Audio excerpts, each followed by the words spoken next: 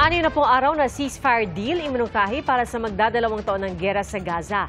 At trilateral summit kasama si Russian President Vladimir Putin pinaplano matapos ang pulong ni US President Donald Trump at Ukrainian President Volodymyr Zelensky. Ating saksihan. Nabalot ng itim na usok ang lungsod ng Kremenchuk sa Ukraine, kung saan naroon na nag-iisa nitong oil refinery. Ayon sa mga opisyal sa Ukraine, inatake ng mga drone ng isang gas transport facility. Daan-daang residente nawalan ng kuryente. Ayon sa isang Russian news agency, sinusuplayan ng pasilidad ang armed forces ng Ukraine sa gitna ng giyera nito sa Russia. Nangyari yan isang araw matapos ang pulong ni US President Donald Trump at Ukrainian President Volodymyr Zelensky sa White House. Nangako si Trump tutulong ang Amerika na garantihan ang seguridad ng Ukraine kapag nagkaroon ng kasunduan para matapos ang giyera nito kontra Russia. They are first line of defense because they're there. They're Europe. But we're going to help them out also. We'll be involved. Nagpasalamat dito si Zelensky at sinabing handa itong bumili ng $90 billion na halaga ng armas mula Amerika. Pagkatapos ng pulong, tumawag si Trump kay Russian President Vladimir Putin para sa posibleng pulong ng Russian leader kasama si Zelensky na susundan ng trilateral summit sa pagitan nilang tatlo. And we are ready for trilateral, as President said. This is a good signal about trilateral. I think this is very good.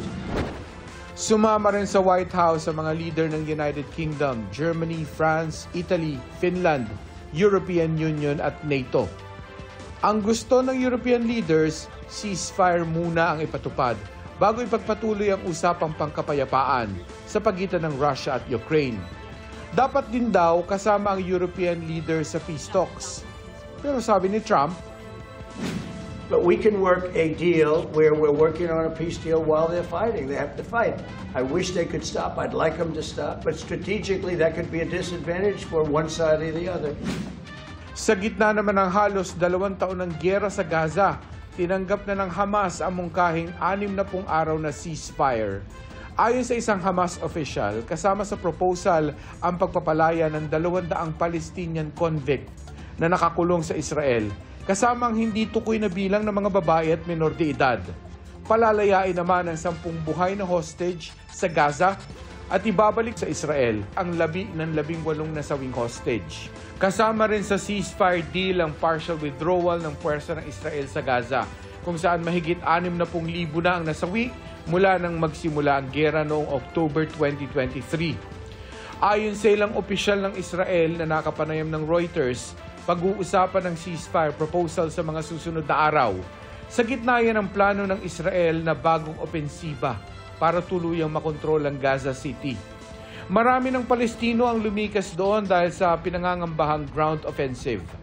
Para sa GMA Integrated News, ako si Mark Salazar, ang inyong saksi. Mga kapuso, maging una sa saksi. Mag-subscribe sa GMA Integrated News sa YouTube para sa iba't ibang balita.